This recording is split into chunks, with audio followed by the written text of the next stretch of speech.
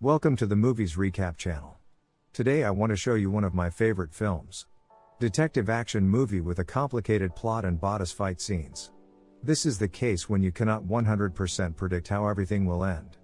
Watch to the end of the video and you will see it. The film begins in medias res, with the silhouette of a man holding onto a rope-like object, a necktie, by which one man is dangling another off the edge of a building. The man holding the necktie is Dae-soo, Choi Min-sik, who commands the other man to hear his story. The movie then cuts backward to the year 1988. Dae-soo is a Korean businessman with a wife and daughter. On his daughter's 4th birthday, he is picked up by police for being drunk and disorderly. He harasses several other people at the police station, showing them the angel's wings he bought for his daughter. Finally, he has to be bailed out by his old friend, Yo-hwan.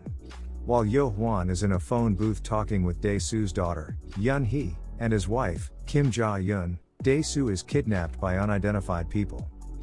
Dae-soo next appears in a private prison resembling a shabby hotel room. He has been kept there for 2 months with no word of who is holding him there or why. He receives food through a small hatch at the bottom of the door, and is gassed into unconsciousness whenever he becomes suicidal, or when his holders need access to the room, for example to maintain it, cut his hair. His only contact with the outside world is through the television, from which he learns one day that his wife has been murdered, his daughter has been sent to foster parents and that he is himself the prime suspect. His captors took blood and other items from him, and have presumably left enough evidence at the crime scene to implicate him as the perpetrator. This, together with his continued captivity, causes Dae-soo to slide into near madness and violent hallucinations. Attempting to get a grip on his sanity and determine his captor, Dae-soo fills several notebooks with an autobiography prison diary, listing everybody whom he could have possibly wronged in the past, but is unable to figure out who would hate him so profoundly as to imprison him like this. From year 5 on, he starts to tattoo lines in his arm for every year he is imprisoned, and forces himself to train by shadowboxing, punching at the walls of his prison until thick calluses form on his knuckles. When one of his deliveries of fried dumplings turns out to have an extra metal chopstick, he conceals it and uses it to slowly dig a hole into one of the walls. Over the next 10 years, he works out, follows current events on TV, and loosens enough bricks to glimpse the outside world. He calculates that he will need another month to make the hole large enough to escape. That night, he is gassed again and a lady hypnotizes him. He wakes up to unfamiliar surroundings. Just as abruptly as he was captured, Dae-soo is set free on the rooftop of a building that has been constructed over the place where he went missing. He has a new suit of clothes in his prison diaries.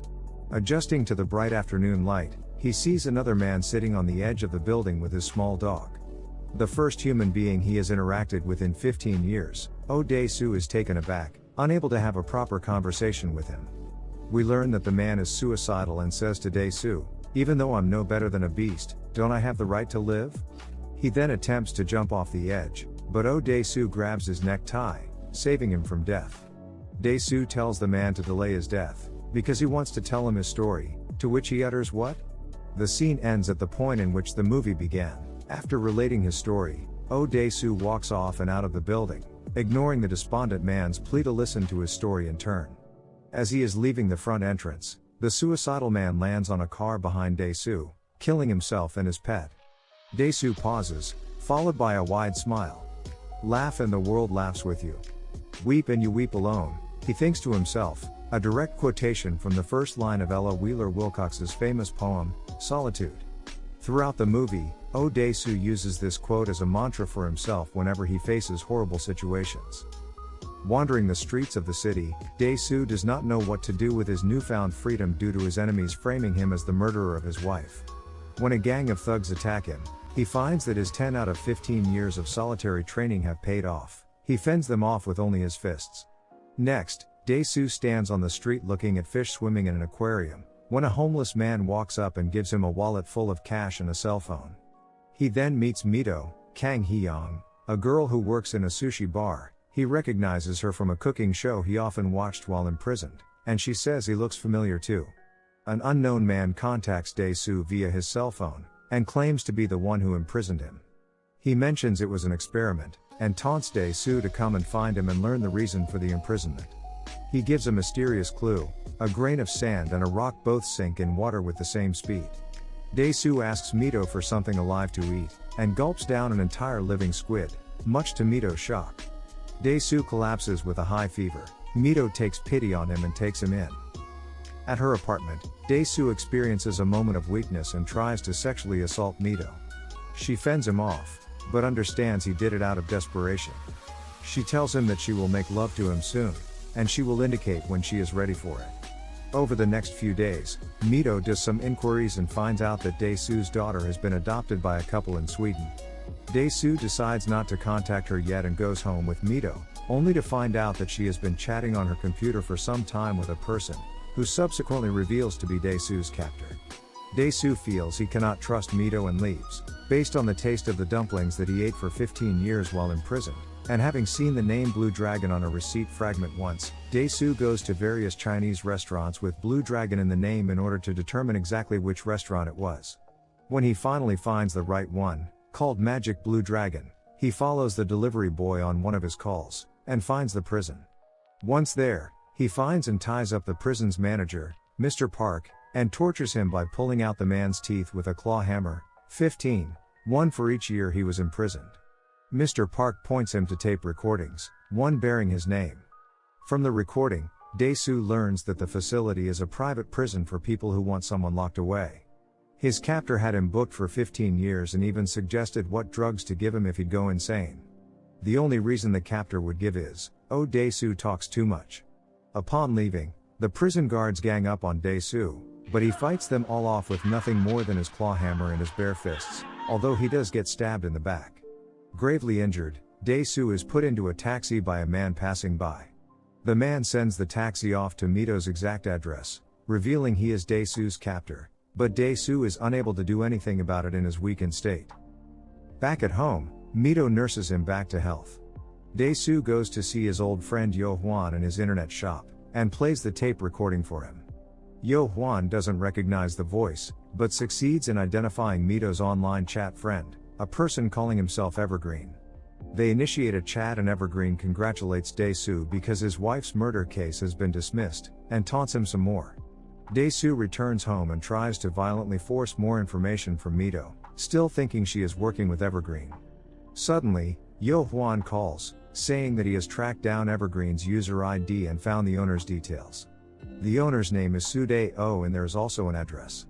Dae-soo realizes it is an apartment in the building across the street from Mito's apartment. He rushes off, investigates the apartment and finally meets his captor, a man called Woojin, Tae, and his bodyguard, Mr. Han, in one of the rooms. Dae-soo tries to attack, but is incapacitated by Han. Woojin tells Dae-soo he cannot kill him, because if he does, he will never learn why he was imprisoned, and if he tries to use torture, Woojin will remote deactivate the pacemaker he had surgically placed in his own chest. But Woojin offers to play a game with Dae-soo. He must find out why all this happened to him in the next 5 days. If he fails, Mito will die on July 5th. If he succeeds, Woojin promises to kill himself.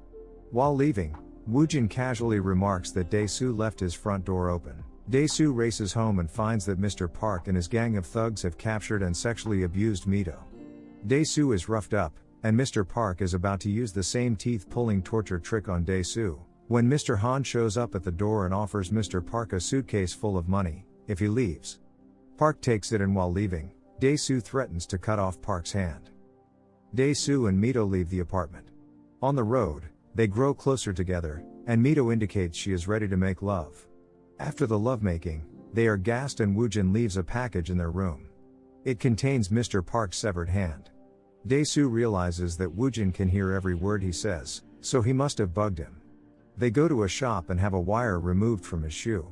The next day, with Mito's help, Dae-soo finds out that Evergreen refers to his old high school, where he discovers Woojin was once a fellow student. He calls his friend Yo Hwan, who confirms the finding, and mentions that Woojin's sister, who attended the school at the same time and had a promiscuous reputation, killed herself later. However, due to the not being able to spy on Dae-soo anymore, Woojin has gone to Yo Hwan's internet shop, and enraged over the comments made about his sister, he beats Yo Hwan to death while having Dae-soo listen over the phone.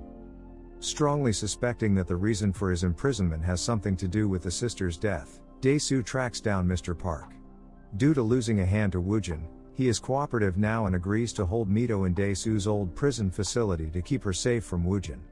He also confirms that Dae-soo was drugged and hypnotized several times while imprisoned. Dae-soo finds another classmate and discusses Woojin and his sister with her. Apparently, there were growing rumors about the sister's sex life and her possibly being pregnant at the time. The rumors were spread by Yo Hwan, but it seems Dae-soo himself was the source. Then he has a sudden recollection of memory. One day at school, as it turned out, Dae-soo had unintentionally witnessed Woojin and his sister Soo-ah while engaging in a sexual encounter. Not knowing at the time that the two were related and the scene he was witnessing was an instance of incest, Dae-soo casually mentioned what he had seen to one of his own friends, just before transferring to a school in Seoul. Eventually, the rumor started a life of its own and Soo-ah threw herself over a dam on July 5, killing herself. Dae-soo finally realizes the solution to the first clue. A grain of sand and a rock both sink in water with the same speed, means that a casual remark and an outright accusation may both have the same devastating consequences to a person, so Woojin holds Dae-soo responsible for his sister's death. Dae-soo finally finds out where Woojin lives, and confronts him with all of this information. He accuses Woojin of creating a search for a memory that was erased using hypnosis, but Woojin claims not to have messed with Dae-soo's memory. Dae-soo had simply forgotten it himself because he thought it was insignificant. However, his litless slip of the tongue grew out of proportion, to the point where it was rumored that Soo-ah had become pregnant. It was never clear whether this had in fact occurred, but believing it and fearing public humiliation, she killed herself. Dae-soo, however, implies that Woojin killed his own sister, afraid of fathering her child, and tried to shift the blame to Dae-soo to cope with the guilt. Woojin does indeed possess a photo of Soo-ah on the dam, dated the day of her death, July 5. He took the picture, so he was present at her suicide. But Woojin then sidesteps these allegations with an even more devastating revelation. He gives Dae-soo a photo album, the first picture of which is a family portrait of himself, his wife, and his daughter. The remaining photos in the album are of his daughter growing older, until in horror Dae-soo discovers that his daughter is none other than Mito. At the same time, Mito finds Angel's wings in a bag, the same Dae-soo had bought for her 4th birthday. By carefully manipulating both of their lives, secretly taking care of Mito from the age of 3, probably the reason for 15 years, 3 plus 15 equals 18, Dae-soo since his incarceration and Mito since her father vanished, and hypnotizing each of them independently, Woojin was able to cause Dae-soo and Mito to commit incest as well. Dae-soo goes into a rage and fights with Mr. Han. Despite being mortally wounded, Mr. Han keeps him subdued, until Woojin shoots and kills him. Dae-soo then learns that Mr. Park is still working for Woojin, having been granted the ownership of the prison in exchange for severing his hand. Mr. Park is with Mito, and is ordered to give a similar album to her at Woojin's command. Dae-soo is horrified, and begs Woojin not to let this happen. He then gets on his hands and knees and starts to bark like a dog, eventually going so far as to cut off his own tongue so that he will never talk too much again. During this scene Woojin holds a handkerchief to his mouth, and it looks as if he is crying, but then it shows clearly he is laughing with smugness and struggling to hide it so he can continue to watch Dae-soo torture himself. With his thirst for vengeance that was his sole reason for living finally spent, Woojin spares Mito from knowing and readies to kill himself and Dae-soo with the same bullet. He changes his mind, however, and gives Dae-soo the remote switch to his own pacemaker. Dae-soo immediately grabs it and uses it, only to find that it doesn't kill Woojin, but activates a tape recorder. Woojin exits the penthouse in an elevator, leaving Dae-soo alone to be tormented by a tape recording of his incestuous lovemaking with his own daughter. As Woojin leaves, we are taken back into his guilt-ridden memory of his sister's death. He is holding Soo-ah over the dam, trying to save her from killing herself, and she says that she has always known that Woojin was afraid, that she regrets nothing and asks him to let go of her. She seems at peace, and eventually he releases his grip. Back in the elevator, Woojin realizes that even after getting his revenge against Dae-soo, nothing will take his pain away. The camera is focused on his open hand, which slowly closes as if around a gun, cocks an imaginary hammer, and fires the real gun into his head in the elevator. In an epilogue set in a wintry landscape, Dae-soo goes to a hypnotist, the same one whom Woojin hired to hypnotize both Dae-soo and Mito, and asks for her help to forget the secret. He writes her a letter, since he can no longer talk. The hypnotist said that she originally did not want to help him, but she was touched by his last sentence, "Even though I'm no more than a beast, don't I 2. Have the right to live? It is the same sentence Dae-soo heard from the suicidal man who appeared at the beginning of the movie. The hypnotist tells Dae-soo to imagine himself back at Woojin's penthouse. She uses hypnosis to split Dae-soo into two personalities, the beast, who remembers the secret, and the ignorant Dae-soo, who doesn't know. When the hypnotist asks Dae-soo to split into the two people, a reflection of himself appears in the window. The hypnotist tells him that the monster will walk away, and for every step he takes, he will age a year and die when he reaches 70. The reflection is the beast. He holds a grim expression and remains unmoved, unwilling to leave his place in Dae-soo's mind. The ignorant Dae-soo, reflected in the glass, mourns the loss of a major part of his life. The camera cuts to the cassette player, which then finishes playing the music that has set the scene. Dae-soo is wished the best of luck, and the screen turns black. Dae-soo wakes up. The hypnotist is already gone, and he is left lying on the cold ground with a delirious feeling. He stumbles about, and finally with some hesitation he meets up with Mito and they embrace. The soft-spoken Mito tells Dae-soo that she loves him, and a large smile appears on his face, which slowly disintegrates into a tortured grimace.